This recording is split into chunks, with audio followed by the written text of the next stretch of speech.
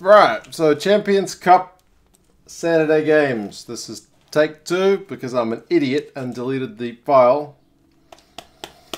before it had completely uploaded to YouTube. Despite warnings of this file is too big, it's going to be deleted, it's not going to go in the recycle bin.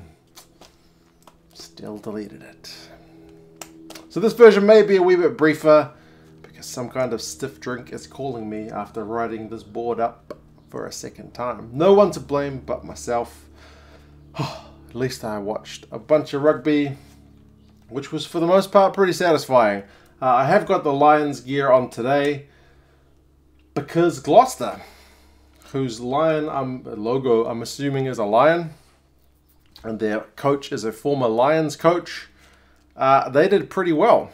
I've almost never do predictions on this channel because predictions are pretty hard to get right all the time. But I was pretty confident that Exeter at home would be too good because at home Exeter are very solid. But yeah, they managed to get a win. So it's Super Rugby gear. I do not have a Gloucester jersey, but if I did, I would be wearing it right now. And interestingly, only one home team got a win out of these 5 results. So that doesn't happen that often, I'm pretty sure. So yeah, it was definitely an interesting Saturday. So let's start with the first one.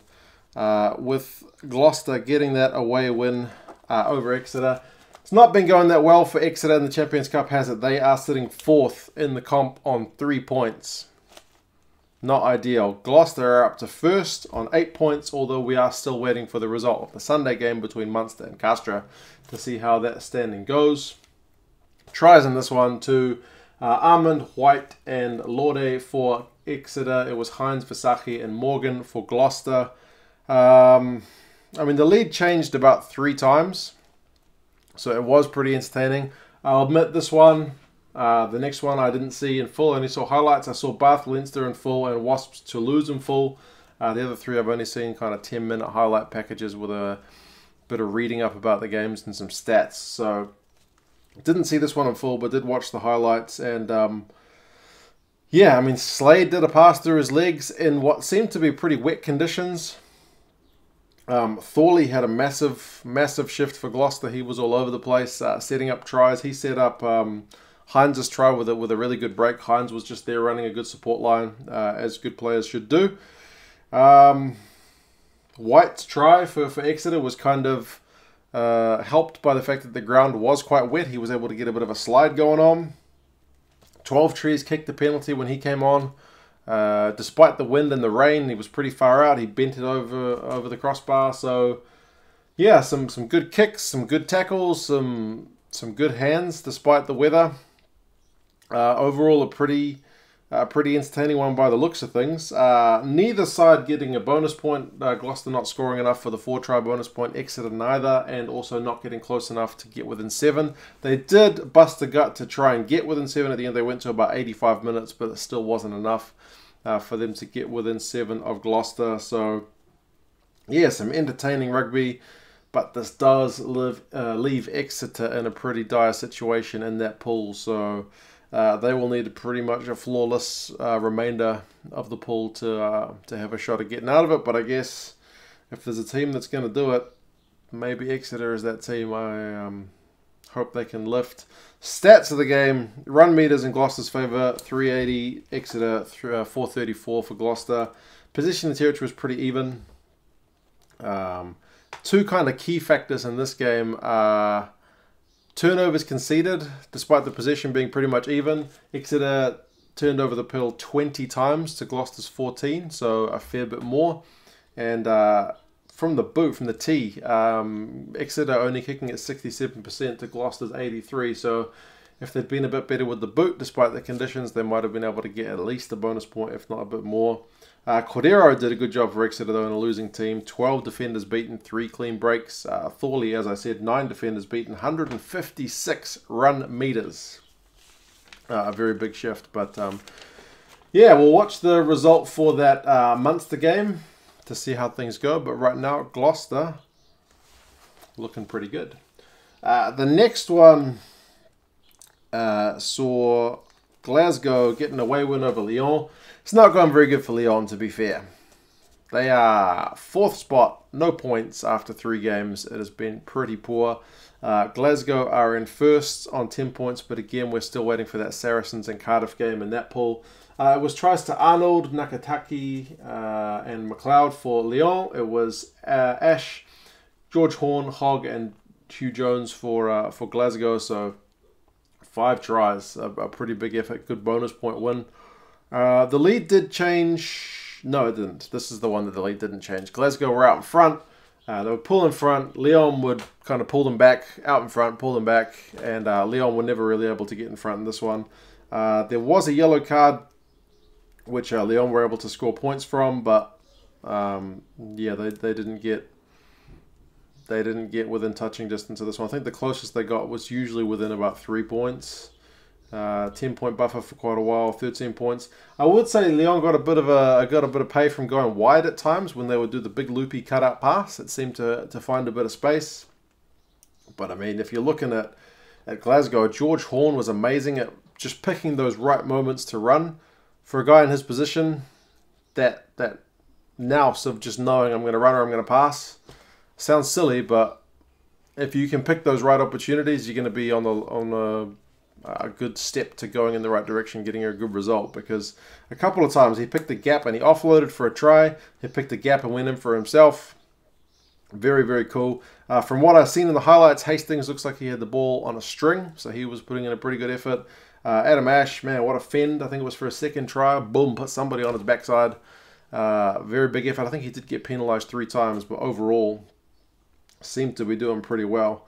The stats aren't all that kind of terrible for Lyon. I mean, run meters, sure, Glasgow had 482 to Lyon's 349. Glasgow had more possession, 60-40, territory 65-35, but Lyon's tackling was 90%, which is surprising, seeing as they conceded 42 points. So, I mean, they had to make 150 tackles, but I guess you're going to miss some when you have to make that many. Glasgow, on the other hand, only tackling at 72%, ended up making 59 tackles, so far, far less than what Lyon made. But I suppose they had most of the time with the ball, so it didn't really make a difference in the end. Also, a key, I think probably the key stat for the game is the fact that Lyon only had 40% of the ball, but the turnovers they conceded was 16 to Glasgow's 7, and that's with Glasgow having that much more ball. So, yeah. Not a good result for Lyon. It's pretty much them done and dusted for the Champions Cup, one would have to imagine. But great result for Glasgow. I was having a wee look at Glasgow jerseys after that result because, man, they sure looked good. Seymour, he didn't get on the board, but he had some good stats. 3 clean breaks, 3 defenders beaten, 92 run meters, 2 offloads. He was in a bit of everything. Kabeche for Lyon, if that's how you pronounce his name, 19 out of 20 tackles, so that is somebody putting in a good shift, so still not quite enough. Interestingly, the commentator for this one kept calling, at least in the 10 minutes I saw, kept calling Glasgow Scotland. So maybe he thought it was still November and we were watching internationals. Anyway, next one, Leinster over Bath, picking up a 17 points to 10 win. I did get up at 4:15 in New Zealand to watch this one. Not that high scoring, but still entertaining, as close games tend to be. It was one of those ones where it took a bit of magic to get points. My son joined me in the lounge at about, it must have been 5-4? No, not 5-4, 5-5. I don't know what the kid was doing up there. He's only 3 years old. Should be in bed, but he did not want to go back to bed. I'm thinking maybe he's a closet or a secret Leinster fan because he was keen to stay up and watch the rugby with me. Did not want to go back to bed. He was up and awake before 5 o'clock. It is, now that I'm doing this video a second time, it's 5 o'clock in the evening now, and he is knackered. I'll tell you that right now. But he saw a good win for Leinster away from home. I would say this game's kind of defined by small margins. It wasn't much between the teams in terms of stats, in terms of the play. Like the sides, it was wet again. The sides felt each other out a fair bit at the start. Bath had a few, like 3 minutes with the ball, and then Leinster went on the attack. Kind of key guys for both sides. I mean, Francois Lowe for Bath, he was keeping them in the game for a while. When Leinster would be on attack 5 meters out or 10 meters out, Lowe would be there to get a turnover. Very, very important. I think Bath probably concede more points if he doesn't do that job, but that's kind of what he's there for, so that makes sense. James Ryan was making a heap of tackles for Leinster. He ended up being the top tackler alongside Atwood with 17 tackles from 19 attempts. So very big effort. But try scorers for this one, Thomas for Bath, Cronin and Lama. I think Lama here, his read was a offensive break, which really cut the game open because it was pretty tight, as I say, but Bath had a knock-on advantage, and knock-on advantages are always like maybe one or two passes or one kick away from being over, and Bath put a loopy pass out there. I think it was Wilson, and Lama read it early. He read it well, and yeah, he intercepted that and just ran all the way under the sticks. So yep, that was pretty much the difference in this game. I mean, you look at the stats, run meters, Bath 369 to Leinster's 312. Possession and territory pretty much 50-50. Penalties conceded 12 to Bath, 10 to Leinster. Tackling percentage 89% for Bath, 86% for Leinster. Pretty close, right? Small margins. But turnovers conceded is one area the Bath struggled. They did cough up the ball, kind of similar to that Exeter game. Just at the key times, and it cost them 12 turnovers conceded to Leinster's 7. Given the conditions, that's not actually too bad for either side. But yeah, there was a bit of aerial ping-pong for a while with the sides kicking the ball back to each other. Then big boy Harry Thomas got a line break. That was kind of worth the price of admission to see him in full flight, if nothing else. But, you know, Thokanasiga had a high shot on McGrath, which on another day might have been a yellow card, but he was already kind of quite low. But, yeah, I think some refs might have carded him, but it was kind of good that there wasn't any cards in the game. Interestingly, Leinster turned down, when they got Cronin's try, they turned down the shot at 3. Sexton already had one off the post. And, I mean, I've told you guys before, I'm still fairly new to the Champions Cup, and for the most part, it seems like when teams have a shot to go for 3, they take it. But Leinster didn't, and they ended up getting 7. Although they did turn down a tough shot at 3 later on, but Bath won the line out. So, yeah, I did put in a Bath handling letdown at key times, which was probably a big story of their day as well. Although I will say that Bath kit is very, very slick. They might have lost, but they did it looking pretty good in that kit because it was... I think I prefer that to their regular kit, to be honest. Maybe it's the all black thing that I like. Well, not on the front, but the back is all black with a gold number. Not so much the gold that I'm used to being an All Blacks fan, but yeah, something about that black kit was very, very slick. So, yeah, pretty good game. Like 10 points, as the commentators actually said at one point, 10 points in this game looked like a lot to come back from. So it proved a bit much. Bath got a penalty right towards the finish. It looked like at one point they'd called for a scrum, but they managed to quickly change that to shot at goal. So they did pick up a losing bonus point, if nothing else. In terms of the pool, Leinster were first after this result, but a later result sees them in second at 10 points, and Bath are in third on 5. So, yeah, still plenty to do for Bath because Toulouse and Leinster are looking pretty strong in that pool. The next one is Toulon against Montpellier. It was 2 teams. I mean, now that this result's done, Toulon, despite getting a win, are still 4th in the pool on 6, and Montpellier is 3rd in the pool, also on 6 points. So it's just the tiebreakers that are separating them at the moment.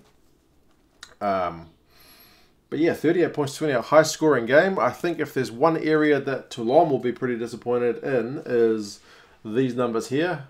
I mean, tries for everybody. You got penalty try to Toulon, Lakafia, Monribol, and Nkosi. For Toulon, it was Immelman, Stain, and 2 to Nagutha. 78 minutes and 80 minutes. The game was already done and dusted. It was 1 for Toulon, and they let in 2 tries in the last 2 minutes.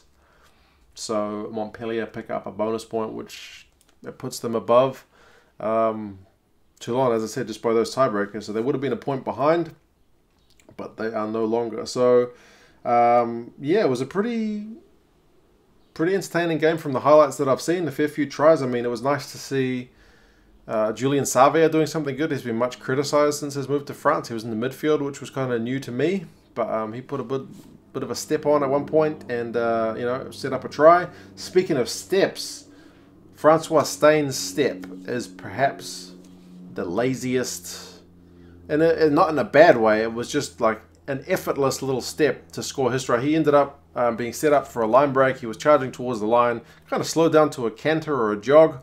One guy came across to tackle him, a covering tackle, and he just really lazily just kind of stepped around him.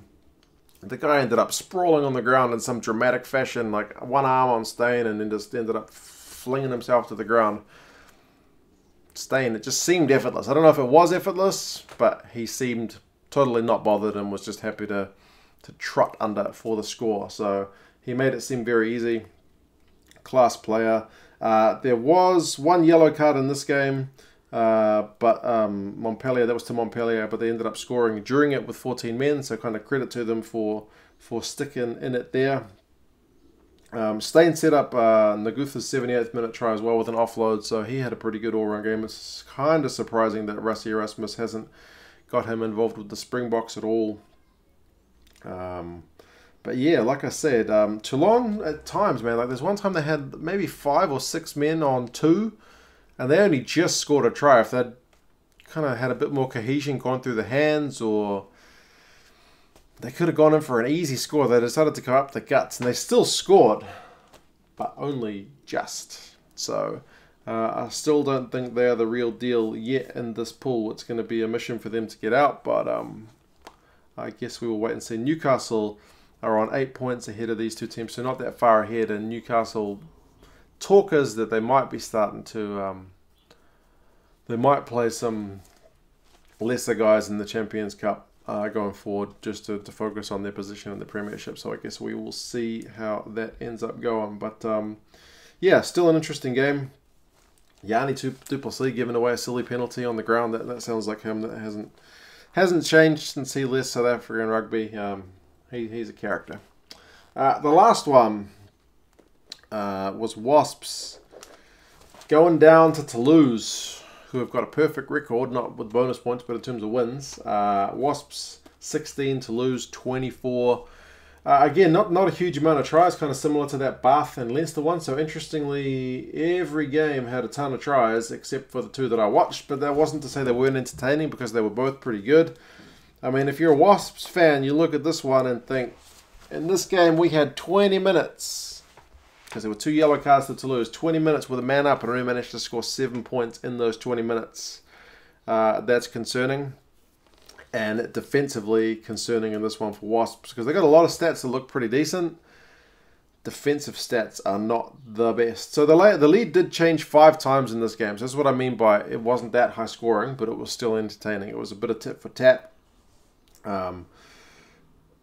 Hughes went off early, which was not ideal for Wasps, and then Cruz went off before halftime as well. So it's like the fates were kind of against them in this one. Not ideal.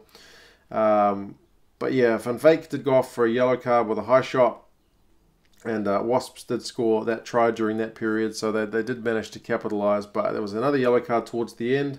Madole, however you say his name, he kind of stamped on, like, one of the Wasps guys had him by the boot as they were kind of off the ball, and he wanted to get up back into the line, I guess the defensive line, to help his boys out, but the Wasps guy just wasn't quite letting his boot go. You know, that's silly stuff that they do off the ball, just to maybe give a little bit of a delay to the player to get back in the line. Maybe that creates a little bit of space. That's not the kind of stuff that usually gets picked up on the camera.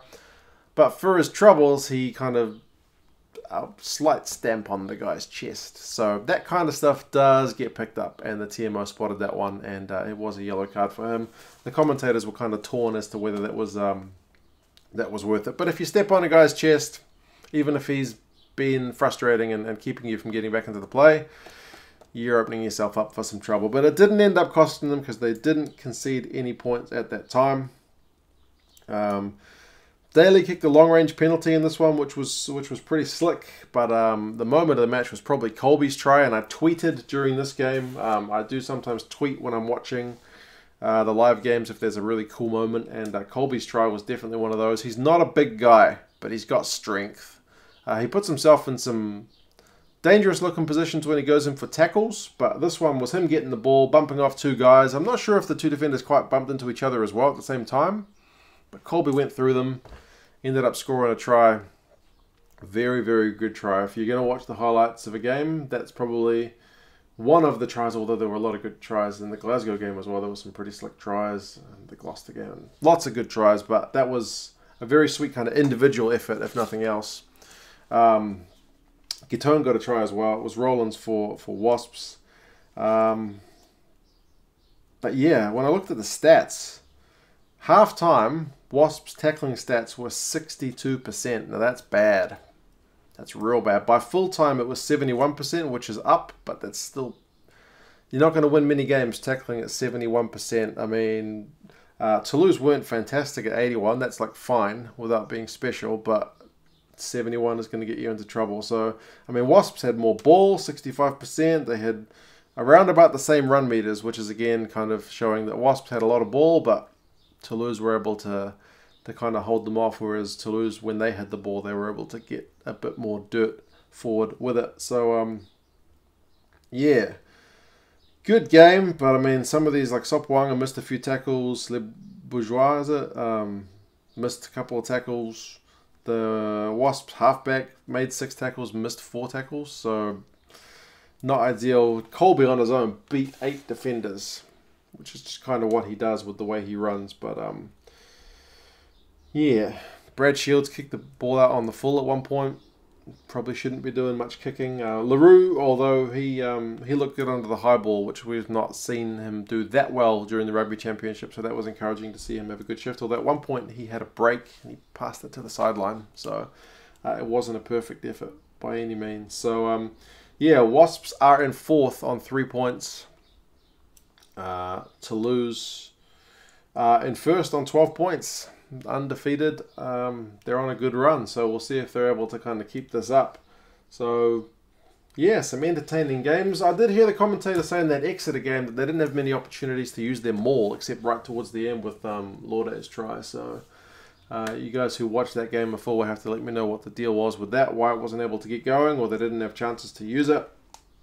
And yeah, like I said, I've only seen the full games for 2 of them. And for one of them, I had a 3-year-old up, out and about. He was pretty much doing his own thing, but yeah, probably missed a few things. So if you guys spotted some stuff that's worth a comment, by all means chuck it down. I might go back and have a look at these games midweek as well, just because I'd like to get a better read on what was happening in some of them. But yeah, you guys let me know your thoughts on the games. Hopefully there's no take 3 because this is already 23 minutes, but yeah, you guys let me know your thoughts, and I will talk to you again soon. See you later.